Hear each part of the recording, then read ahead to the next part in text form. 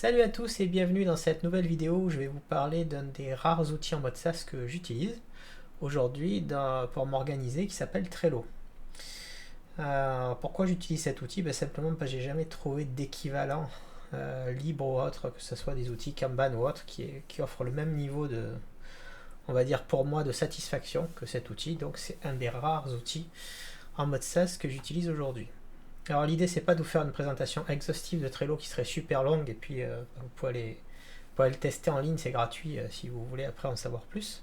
Puis vous avez des tas d'exemples qui vous sont proposés. L'idée c'est de vous montrer la méthode que j'utilise moi. Donc aujourd'hui je suis organisé de manière en fait à être centré sur l'exécution et avoir le délai et le moins de friction possible entre le moment où j'ai la naissance d'une idée et sa réalisation. Et donc pour cette organisation, j'utilise cet outil. Et donc l'idée c'est simplement de vous présenter la manière dont j'utilise moi cet outil, que vous pouvez décliner après comme vous voulez ou y intégrer les process que vous souhaitez.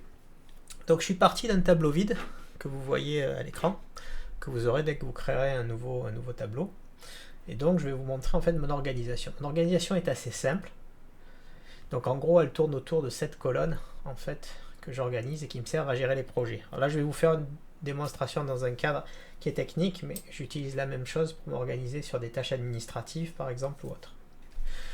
Donc là, la première colonne en fait que je rajoute, c'est celle des idées.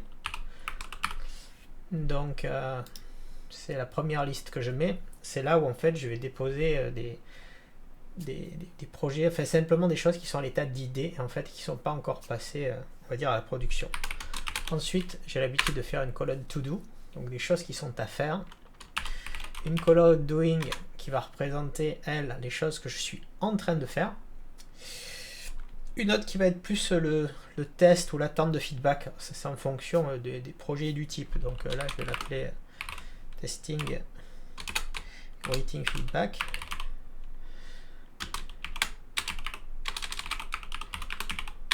Waiting feedback.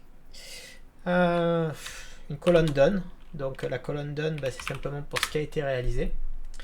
Et après j'ai deux autres cas en fait, que je prends en compte en fait, qui est le mode que j'appelle standby. Donc quelque chose qui a été mis en pause en fait pendant un moment et ce qui a été annulé en fait pour une raison ou une autre. Donc en gros voilà mon organisation de base. Elle va tourner autour de ces on va dire de ces 7 colonnes. L'autre point, qu'est-ce que je vais faire, c'est qu'en fait dans Trello on peut gérer des étiquettes. Bon, je vais vous montrer en ajoutant des cartes. Donc on va prendre le cas que j'ai une idée. Cette idée, je sais pas, par exemple, ça va être mettre en place un SSL, par exemple, sur CRM. Donc je vais mettre par exemple CRM add SSL certificate. Voilà, on va dire, je prends quelque chose de simple volontairement. Et donc si on clique sur cette carte, on va voir qu'on peut y rajouter une description plus détaillée. Donc là, vous pouvez rajouter plusieurs choses. Et il y a une gestion qui est celle des étiquettes. Donc cette gestion d'étiquettes, moi, en fait, j'ai l'habitude de la faire d'une manière aussi un peu particulière. La première, c'est de définir des niveaux de priorité. Donc ces niveaux de priorité aujourd'hui, j'ai l'habitude d'en définir 4, qui sont low, medium, medium high et high, qui vont me permettre en fait de gérer les priorités de mes différentes tâches. Donc on peut aussi laisser juste les codes couleurs. Moi j'aime bien avoir une terminologie dessus que je vais retrouver. On va mettre medium high, high. Et après ça va dépendre en fait des différents projets. Donc par exemple, si on est sur si je suis sur des choses comme du code ou autre, ça va peut-être être, je vais rajouter quelque chose qui s'appelle code et une qui va être réservée plus aux problèmes, par exemple, que je vais appeler issue. Donc voilà, ça c'est. Je fais une petite faute. Voilà, ça c'est, on va dire, le squelette de mon organisation sous Trello. Donc une fois que j'ai ces étiquettes, de fait, en fait, là par exemple, ajouter un certificat SSL, je vais dire par exemple que c'est quelque chose pas forcément de très important. On n'est pas sur du code ni sur un problème spécifique. J'aurais pu rajouter une autre étiquette que j'appelle, je sais pas moi, par exemple infra. Voilà. Donc par exemple là en disant c'est de l'infra. Et donc là, on peut rajouter une description plus détaillée, donc qui va être ajout d'un certificat SSL pour l'URL CRM, n'essayez pas, elle n'existe pas. .scalarx.com par exemple. Enregistrer. Et là en fait j'ai ma carte de base qui est juste une idée. Est-ce que c'est une bonne idée ou est-ce que c'est pas une bonne idée? Donc comme ça je vais en rajouter différentes en fonction des idées que j'ai dans différents domaines. Et après il y a le moment où je passe de l'idée à to do en disant bon finalement cette idée ouais, elle est pas bête, on va la mettre en service. Donc dans ce cas là je fais quoi? Je prends ma carte et je la mets dans ma to do list. D'ailleurs là j'avais déjà défini une priorité. En général quand je crée une idée en réalité je mets pas de priorité. Parce que c'est juste une idée. Au moment où je passe dans la to-do, j'active la priorité dont j'ai besoin. Alors vous pouvez spécifier aussi une due date par exemple, une date limite en disant c'est pour telle date par exemple, je veux que ça soit fait avant, je sais pas, le lundi 20 à 20h27. Tac, et puis vous avez un petit bouton de date limite qui va s'apparaître. Bon, ça après ça fait partie des fonctionnalités de Trello. Donc dans ce cadre, en fait ce que je vais pouvoir faire aussi, en fait je vais pouvoir par exemple rajouter une checklist. Bon ici en fait il n'y a pas beaucoup de choses à faire parce que si j'étais dans une checklist, alors si on peut être dans un cadre par exemple sur un serveur où il n'y a pas Certbot, donc par exemple je vais pouvoir dire installer Certbot, puis après générer le certificat Let's Encrypt par exemple. Voilà, là j'en mets que 2 mais pour mettre autant que vous voulez. Puis après vous pouvez faire des commentaires en fonction de ce qui s'est passé. Vous avez un message d'erreur qui a été reçu ou autre. Donc là, on est dans la to-do list. Et comme ça, je vais ajouter des cartes dans ma to-do list ou dans mes idées en fonction de ce que j'ai à faire. Donc on peut en rajouter autant qu'on veut très facilement. Installer un nouveau serveur, par exemple, support. Hop.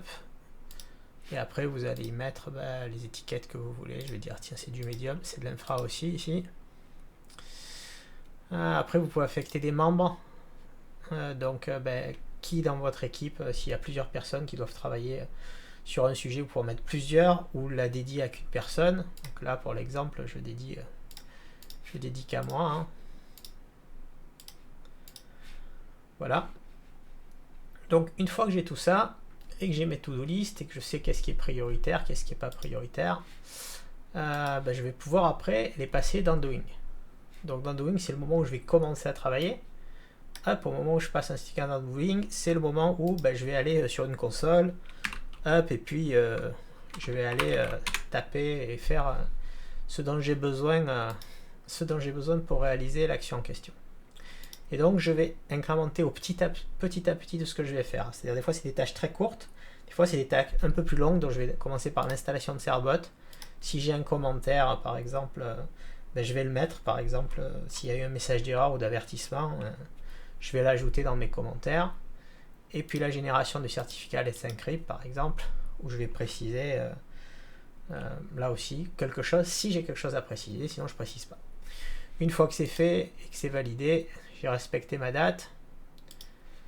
En réalité, en général, je mets dans le testing waiting feedback, c'est-à-dire c'est le moment où je vais tester si ça fonctionne. Donc typiquement, on va essayer HTTPS, l'URL que j'ai mis en question. Je vais vérifier si cette URL, elle fonctionne correctement. Si elle fonctionne correctement, dans ce cas-là, je vais dire c'est OK, je passe en done. Bon, après, je pourrais pu rajouter d'autres tâches comme typiquement ajouter le renew automatique, par exemple, de Let's Encrypt. Dans la cron. Hop. Puis une fois que je vais la rajouter dans la cron tab, hop, je vais venir me la rajouter ici, etc. Bref, une fois que c'est terminé, que j'ai mon testing qui est OK, qui est validé, je déplace ma carte, dans Done, c'est le travail que j'ai fait.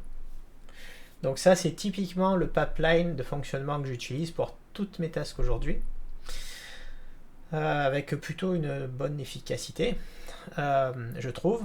Donc après les deux autres colonnes, c'est parce que les choses elles changent. Typiquement, si je reviens en arrière et que j'ai ma to-do list avec ça, ou qui peut même mettre en doing, là typiquement, il peut y avoir une autre décision qui est de dire finalement on va pas mettre un certificat Let's Encrypt, on va mettre un certificat SSL de type qu'on va acheter, en fait, d'une autorité de certification.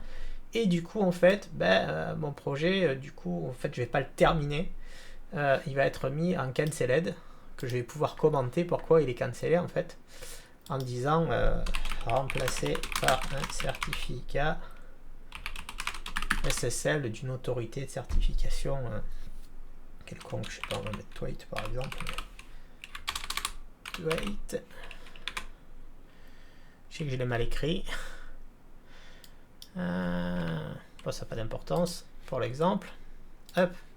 Voilà, et donc je vais avoir une tâche annulée parce qu'il y a une raison X ou Y. Donc typiquement, sinon, elle finissait en done. Hop, je peux supprimer le commentaire et dire que tout a été fait correctement. Donc après, je vais faire pareil comme ça pour toutes mes cartes. Donc après, vous pouvez en entasser beaucoup en fait, hein, si vous mettez des... Donc vous allez vous retrouver avec des colonnes d'idées, de choses à faire que vous allez pouvoir après balancer entre vos différentes colonnes. Donc j'ai mis des données bidons juste pour l'exemple. Donc typiquement pareil, installer nouveau serveur de support. Je vais dire attention pour le nouveau serveur, je vais peut-être rajouter une description. Je vais dire bon, on va déterminer qu'on va lui mettre 4 vCPU, qu'on va lui mettre je sais pas 4 Go de RAM et qu'on va lui mettre un disque, un storage de je sais pas par exemple 32 Go. Voilà, on va l'enregistrer, donc j'ai une information supplémentaire que je vais mettre dessus. Si j'ai d'autres informations, je vais peut-être pouvoir les mettre comme l'IP qui a été attribué,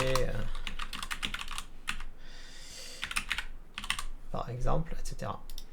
Une fois que j'ai les informations finalement dont j'ai besoin, je peux en mettre aussi en commentaire éventuellement, selon le cas. Je vais passer en doing. Donc là, j'aurais très bien pu aussi mettre une checklist, en return checklist qui va dire... créer la VM, ça c'est sur le serveur Proxmox par exemple, installer Linux, une autre qui va être installer la pile lampe, et après déployer par exemple, déployer le DDS qui est le nom de l'outil de support. Hop. Et là pareil, on va être dans une phase sur laquelle je vais commencer, je vais ouvrir mon Proxmox, je vais faire mon installation. Quand je vais avoir créé la VM d'abord, hop, je vais la valider. Une fois que j'aurai installé Linux, je vais le valider. Quand j'aurai installé ma pile lampe, je l'aurai validé, etc. pour chacun des éléments. Puis quand c'est fini, je vais le passer en testing. Et là, on va vérifier que tout fonctionne. Est-ce que l'outil de support il fonctionne, la VM fonctionne, etc. Et une fois que tout ça est validé, je vais le passer dans Done.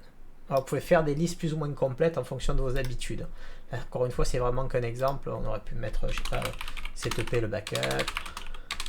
Moi, en réalité, en fait, au moment où je vais lancer mon deployer lamp, ça va tout setuper. Ça va setuper le backup, ça va setuper le SSL, enfin, ça va faire plein de choses. Mais en fait, on fait en fonction de son besoin. Là, je vous le montre dans un cadre technique, mais ça serait exactement pareil si on est dans un cadre commercial. J'utilise la même méthode. Donc, je peux avoir en to-do, par exemple, un client que je vais appeler, ou un lead que je vais appeler... je sais pas, on va mettre un nom bidon, ETRU, établir devis cloud, hop, et c'est pareil, je me retrouve avec une to-do list. Alors en général, j'ai des tableaux séparés, là j'ai un tableau démo parce que je sépare ce qui est la tech, ce qui est l'administratif, ce qui est le commercial en fonction. Après, on peut faire même des tableaux par projet quand on a des gros projets. Après on va gérer en fonction si c'est urgent, pas urgent. Alors, par exemple il est assez pressé pour avoir son devis, admettons. Alors, là je vais pas mettre code issue ou infra parce que je suis dans un autre domaine.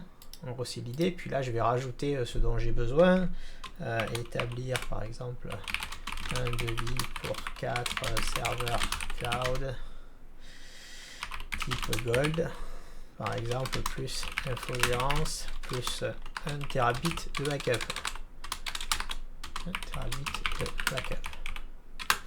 Voilà. Et une fois que j'ai ça qui est dans ma to-do list, pareil en fait au moment où je vais vouloir établir mon devis, je vais le passer dans Doing. Au moment où je vais passer dans Doing, je vais ouvrir mon système pour établir mon devis, je vais établir mon devis.